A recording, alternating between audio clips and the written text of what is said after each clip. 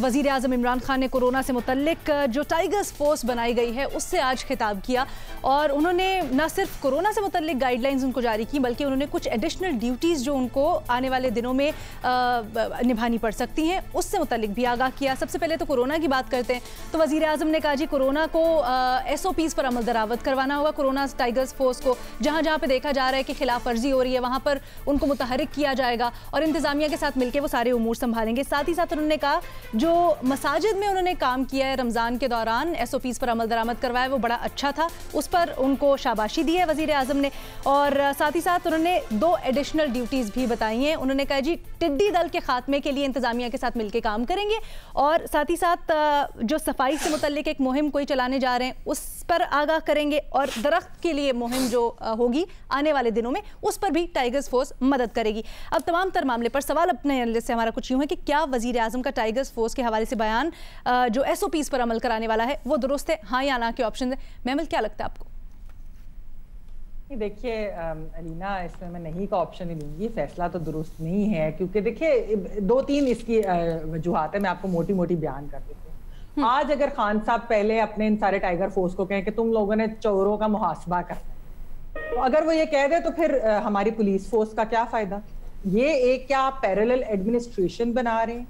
इसकी लीगैलिटी क्या है? एक सवाल बनता है। फिर गवर्नमेंट की जो मशीनरी है, आप पार्टी वर्कर्स की एक मशीनरी साथ ID कार्ड्स मिलेंगे वैसे तो, नहीं कार्ड्स तो वो पार्टी के टाइगर फोर्स के कार्ड होंगे ना, वो गवर्नमेंट का उसमें क्या? ये तो आपने लैक ऑफ कॉन्फिडेंस शो किया है अपनी रियासती मशीनरी पे। और ये बात नहीं है कि बाकी सारे सूबों के अंदर जहां आपकी पहले हुकूमत नहीं थी, खैबर पख्तूनख्वा में तो आपकी 7 साल से हुकूमत है ना, तो आपने उस पर भी यानी कि आपने लैक ऑफ कॉन्फिडेंस कर दिया। अब असल सवाल देखिए इसमें लीगैलिटी का होता है। उसकी वजह क्या है कि ये कोई प्राइवेट एक फोर्स है और ये वर्कर्स की, ये तो ऐसी है कि नून लीग के कि जी हमारे मतवाले या हमारे शेर जो हैं चलो निकलो और ये सारे काम कर दो, फिर जी पीपल्स पार्टी के जी हमारे जाले सिंध में निकले और ये काम आप लोगों के जिम्मे कर दिए। यानी कि आप इसमें फिर आप में और MKM में क्या फर्क है? MKM भी अपने सेक्टर इंचार्ज को देती थी ना सारा काम, वो लोकल एडमिनिस्ट्रेशन से ज्यादा उनका सेक्टर इंचार्ज कर रहा होता था। यही उनके ऊपर क्रिटिसिज्म था ना कि उन्होंने पार्टी को सब कुछ एम्पावर कर दिया, उन्होंने गवर्नमेंट मशीनरी को बिल्कुल वीक कर दिया है।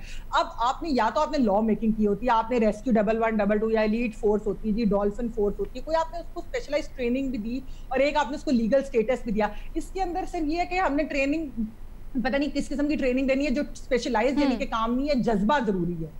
ये जज्बे से काम नहीं होते। आप पता नहीं आप तनख्वाह दे रहे हैं नहीं दे रहे हैं, मुफ्त में काम करें, इनको मिलेगा क्या? मतलब इस तरीके से नहीं होता। देखिए ये इस तरह से हुकूमतें नहीं चलती कि आप जो है प्राइवेट जो है वो वर्कर्स फोर्स बना दे और उसके बाद कहें हम रियासती मशीनरी से काम नहीं लेंगे, यही काम। ठीक है बाबर सत्तार साहब, आपके चेहरे पे बड़ी मुस्कुराहट है, क्या आपको नहीं समझ आ रही? आप नहीं चाहते टिड्डी दल का खात्मा हो, कोरोना का खात्मा हो, उससे मुतल्लिक शऊर बेदार हो और अब तो मौसमियाती तब्दीली पे भी काम करेंगे? देखिए मुझे तो लगता है कि महमल इन्फ्लुएंस में है, ये जो नून वाले हैं या PPP वाले हैं या जो पटवारी हैं इनके इन्फ्लुएंस में है। देखिए एक मुल्क है और ये लोग जो ये कहते हैं कि जी ये एक प्राइम मिनिस्टर है, इसका रिकॉर्ड जो जिसका रिकॉर्ड फंस जाते हैं ये उधर ही फंस गए हैं। जिस तरह 1996 में इन्होंने अस्पताल बनाया था, हर चीज की वही स्ट्रैटेजी है कि आपने अपना कोई टाइगर फोर्स बनानी है, हर काम उन्हीं से। देखिए रियासत आपसे वैसे ही नहीं चल रही, पैसे इसके पास नहीं है। इससे ज्यादा इंजीनियस प्राइम मिनिस्टर क्या होगा आपका कि उसने एक बिल्कुल नया गवर्नेंस का स्ट्रक्चर दिया है जो बिल्कुल ही ऑप्शनल बेसिस पे, ना कोई पैसे लगेंगे, रियासत के जज्बे और जुनून के ऊपर ये मुल्क चलेगा, वो आके सब कुछ ठीक कर लेंगे। इसके बाद तो एक हुकूमत के पास जिसके पास बजटरी एलोकेशन के पैसे नहीं है, बाकी चीजों के पैसे नहीं है, अगर वहां के सिटीजन ही रजाकाराना बेसिस के ऊपर चलाना शुरू कर दें मुल्क को, तो इससे बेहतर बात क्या हो सकती है? तो मेरे ख्याल से तो बड़ा कमाल आइडिया है। किसी को ये जो जीनियसेस बैठे हुए हैं जो पिछले 400 साल से जिन्होंने गवर्नेंस के स्ट्रक्चर्स डिजाइन किए, उन्हें इतना सुपीरियर आइडिया आया ही नहीं है। आप इस चीज को अप्रिशिएट करें बजाय इसके कि हम क्रिटिसाइज कर रहे हैं। आप नहीं बहुत कमाल आइडिया है। इसके ऊपर तो शायद इन्हें नोबेल प्राइज मिल जाए कि नए गवर्नेंस के स्ट्रक्चर बनाए हैं जिसमें स्टेट की जिम्मेदारियां भी खत्म हो गई और स्टेट के ऊपर जो बोझ है वो भी खत्म हो जाएगा। ठीक है, नहीं सिर्फ मैं इसमें एक छोटा सा सवाल लेना जो कि आप बाकी एनालिस्ट से पूछ सकती हैं। एक ये कि अगर टिड्डी दल का मुकाबला इन्होंने नहीं करना है तो फिर मिनिस्ट्री ऑफ एग्रीकल्चर का क्या फायदा? वो कह रहे हैं उनके साथ मिलकर करेंगे ना महमल, वो कह रहे हैं इंतजामिया वैसे ही कमी है, इधर उधर कामों में वो कौन होगा?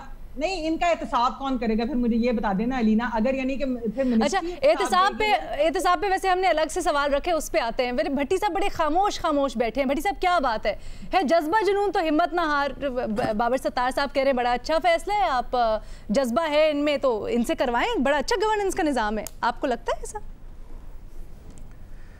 इससे पहले जनाब शेख आपने वो मेरी बात काट दी थी, आखिरी 2 जुमले रह गए थे कि महमल और बेनज़ीर साहिबा तो कह सकती हैं कि ये फ़ैसला गलत है मुलाजमीन को निकालना स्टील मिल से या ना निकालना, लेकिन ये अपोजिशन नहीं कह सकती। प्लीज़ अल्लाह के नाम पे ये रखिएगा, क्योंकि ये दोनों हुकूमतें भुगता चुके हैं। कोई भी आप बताएं कि 5 साल से किसी की ज़ाती मिल या फैक्ट्री या कारोबार बंद हो और मुलाजमीन तनख्वाहें ले रहे हो, ऐसा हो सकता है? वैसे तो इन सारों के ज़ाती कारोबार प्रॉफिट में और मुल्की इदारे खसारे में हैं, ये अल्हम्दुलिल्लाह ये एक रिकॉर्ड है इस मुल्क में। लेकिन कभी ऐसा हो सकता है कि इन्होंने घर के एक मुलाजम को बैठाए 5 साल तनख्वाहें दी हो? नहीं। तो ये लिहाजा ये ख़त्म करें, ये निकालें और ये बंद करें इदारे, ये सफ़ेद आती हैं। ठीक है, अब आ जाए इस बात पे। मुझे ये इमरान खान साहब का खिताब सुनकर चीफ जस्टिस साहब याद आ गए हैं, चीफ जस्टिस साहब ऑफ पाकिस्तान। उन्होंने सिंध वालों से कहा था कि 1 अरब का राशन तकसीम कर दिया और किसी गरीब को पता ही नहीं चला। 2.25 लाख टाइगर काम कर रहे हैं और धड़ाधड़ काम कर रहे हैं और मुझ गरीब को पता ही नहीं चला कि ये किधर काम कर रहे हैं। और हालांकि मैं खुद अपने आप को समझता था कि मैं इस्लामाबाद का चीफ टाइगर हूँ, लेकिन ये मुझे पता ही नहीं चला कि वो नीचे से कहाँ काम कर रहे हैं। दूसरी बात ये कि रमजान में मस्जिदों में कोरोना नहीं फैला। माशाल्लाह पूरे पाकिस्तान के चीफ टाइगर है। अल्लाह तेरा लाख लाख शुक्र है। ये मेरे कायद इमरान खान के पास ऐसा कौन सा थर्मामीटर है जो उन्होंने हर मस्जिद में लगाकर चेक किया, और ये सऊदी अरब को थर्मामीटर क्यों नहीं दिया और बाकी 20 मुल्कों को क्यों नहीं दिया जो ऐसे वहाँ भी बड़े मुसलमान बेचारे बाजमात तरावी पढ़ लेते, वो उन्होंने पाबंदियाँ लगा दी। और ये जो बाबर साहब और महमल साहबा ने गुफ्तगू की है, ये जेलस हैं इन टाइगर से। ये कोरोना से टाइगर ने लड़ना है, टिड्डी दिल से टाइगर ने लड़ना है, दरख्त टाइगर ने लगाने हैं, बेरोजगारों को और नौकरियां टाइगर ने देनी है, राशन की जहां कमी हो वहां टाइगर ने आना है, डेटा हुकूमत तक टाइगर ने पहुंचाना है, स्मार्ट लॉकडाउन वाले इलाकों में टाइगर ने फिरना है, यूटिलिटी स्टोर्स की निगरानी टाइगर ने करनी है। आपके जवाब से ऐसे फील आई। एक बस साईं बुज़दार, वज़ीर आज़म इमरान खान और चंद वजीरों के हाँ लिखा जाना चाहिए, जेलस लोग, जेलस छोटे स्मॉल लोग। ये मैं आपकी बात को सेकंड करती हूँ। अच्छा, एक साईं बुज़दार और इमरान खान और चंद वजीरों के ओहदे रह गए हैं। कल शिबली परसों शिबली फराज साहब ने कहा था जिस तरह हमने कोरोना से निपटा इसी तरह टिड्डी दिल से निपटेंगे। उसके बाद हर टिड्डी दिल भंगड़े डाल रहा है और वो अजीब फसलों में भंगड़े डाल रहे हैं, लुडियां डाल रहे हैं कि अच्छा इस तरह निपटे में खुशी की लहरें दौड़ गई हैं।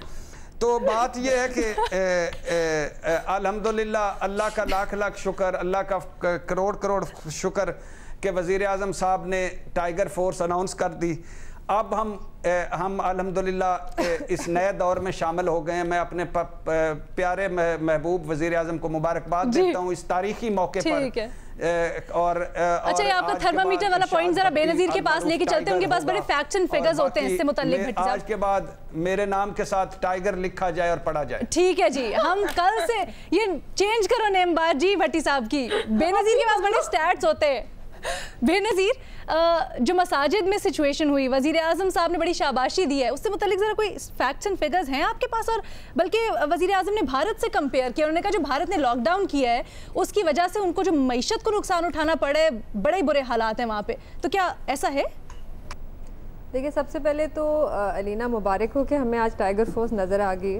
पिछले 2 महीने से मैं सुन रही थी टाइगर फोर्स है, 8 लाख हैं, 10 लाख हैं, 9 लाख हैं, बड़ा जज्बा है इनमें, लेकिन मुझे तो आज तक वो नज़र नहीं आया। आज आप से मुराद भट्टी साहब, बात ये है कि अगर आप 8 लाख, 7 लाख, 10 लाख, हाँ एक तो नजर आ गए ना।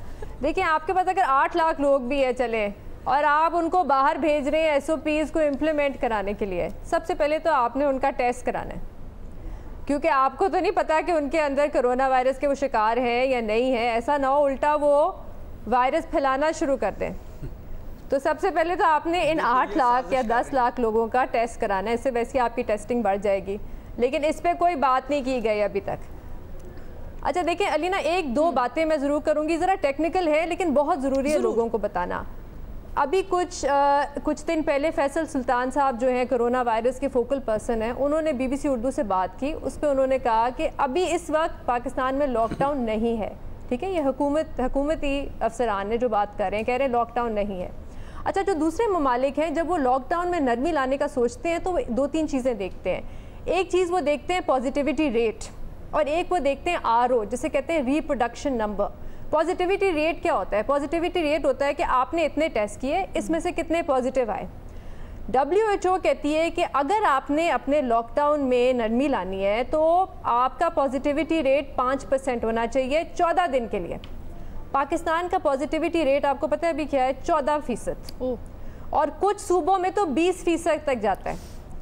दूसरा है रिप्रोडक्शन नंबर। रिप्रोडक्शन नंबर होता है मतलब कि एक शख्स से कितने लोगों को ये वायरस लग सकता है।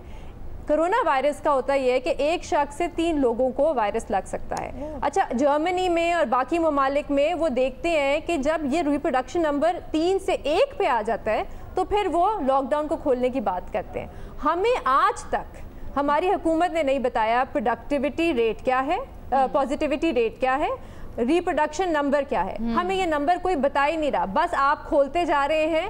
मैं आपको सिर्फ एक मिसाल दूं पंजाब की, और मैं आपको ये बात बता सकती हूँ, ये मुझे खुद पता चली है कि जब ईद से पहले जब वज़ीर आला के साथ मीटिंग हुई, पंजाब के वज़ीर आला के साथ, तो जो IG पंजाब हैं और हेल्थ डिपार्टमेंट के बड़े सीनियर अफसरान ने वज़ीर आज़म से कहा था, वज़ीर आला से कहा था कि आप बाज़ार अभी ना खोलें ईद से पहले। हम अगर अपने ख़ानदान वालों को बाज़ार जाने की इजाज़त नहीं दे सकते तो आप कैसे दूसरे लोगों को हम कहें कि हाँ आप जा सकते हैं बाज़ार। और मुझे ये भी पता है कि जो वज़ीर आज़म थे वो चाहते थे कि ईद के बाद वो सिनेमाज भी खोल दें, पार्क्स भी खुल गए ना, पार्क्स भी खोल दें। लेकिन मसला ये था कि रईस अंसारी साहब जो हैं जियो के, उन्होंने पंजाब हुकूमत की एक कॉन्फिडेंशियल रिपोर्ट लीक कर दी जो वो हमसे छुपा रहे थे। उसके बाद से वज़ीर आज़म ने सोचा कि अभी थोड़ी देर के लिए इस पे रोकते हैं। मतलब आप सोचें, सब कुछ तो आपने खोल दिया, तो आप इन बच्चों को भेज रहे हैं बाहर, इनकी जान आप खतरे में डाल रहे हैं। बड़ी अफसोसनाक बातें जो आपने शेयर की हैं, लेकिन मज़हर साहब उस वक्त से किसी सोच में गायब हैं। मज़हर साहब क्या सोच रहे हैं आप? देखिए, पहले तो थोड़ा सा वो जो पिछली वाली बात थी उसमें मैं ज़रूर ये चाहूँगा कि गवर्नमेंट पहले तो इसका फॉरेंसिक ऑडिट करवाए, पाकिस्तान स्टील का, बताएं कि कहाँ प्रॉब्लम्स हैं। ये वाकई वर्कर्स का मसला है, वर्कर्स बहुत ज़्यादा थे, या इसकी मिसमैनेजमेंट हुई है, और मिसमैनेजमेंट हुई है तो क्यों हुई है। हर इदारे को उठा के एक बड़ी को, और इसमें जो लोग 2006 में इसके पीछे थे इसको प्राइवेटाइज करने के, वो 2020 में भी उसी के पीछे हैं। उनकी नज़रें इसी चीज़ पर हैं। PIA को ले लें, मिसमैनेजमेंट हर जगह है। मैनेजमेंट आप बेहतर नहीं करते, आप कहते हैं फिर दूसरा कॉन्सेप्ट कैपिटलिस्ट कॉन्सेप्ट ले आते हैं हम कि जी उसमें तो जो है वो गवर्नमेंट जो है वो चलाती नहीं है। तो अच्छा, PIA वाला आपने बड़ा अच्छा उठाया नुक्ता, क्योंकि हम ना आउटसोर्सिंग पे भी बात करेंगे इंशाल्लाह कल। इसके ऊपर बात करेंगे जो टाइगर्स फोर्स वाली है ना, इसके ऊपर जरा कमेंट कर दें। देखिए, वो कुछ दिनों पहले वो मरगला की पहाड़ियों पे खबर आई थी कि कोई टाइगर आ गया, और वो उसको जब पता चला कि यहाँ पहले ही टाइगर फोर्स है तो वो वापस चला गया। दूसरी बात ये कि ये बड़ा मिसकंसेप्शन, देखिए ये एक पॉलिटिकल एक्टिविटी है, ये तहरीक इंसाफ और इमरान खान की एक पॉलिटिकल एक्टिविटी है। अपने वर्कर्स को, उसमें दीगर लोग भी शामिल हैं, क्योंकि उन्होंने एडमिनिस्ट्रेशन के अंडर काम करना है। अभी उनकी ट्रेनिंग होनी है। इन्होंने यूनियन काउंसिल्स को यूज़ नहीं किया, इन्होंने लोकल बॉडीज़ को यूज़ नहीं किया, जो रेडीमेड इनके पास अवेलेबल थी टाइगर फोर्स, उसको यूज़ नहीं किया। एक नई टाइगर फोर्स ला के आप बना रहे हैं, उसको ट्रेनिंग देंगे, उसको फिर एक बड़ा मिसकंसेप्शन है लॉकडाउन के हवाले से, जिसको आपने अमीर और गरीब में तकसीम कर दिया है।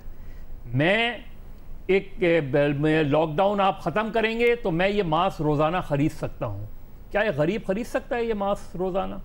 क्या वो सैनिटाइज़र रोज़ाना ख़रीद सकता है? क्या वो ग्लव्स रोज़ाना ख़रीद सकता है?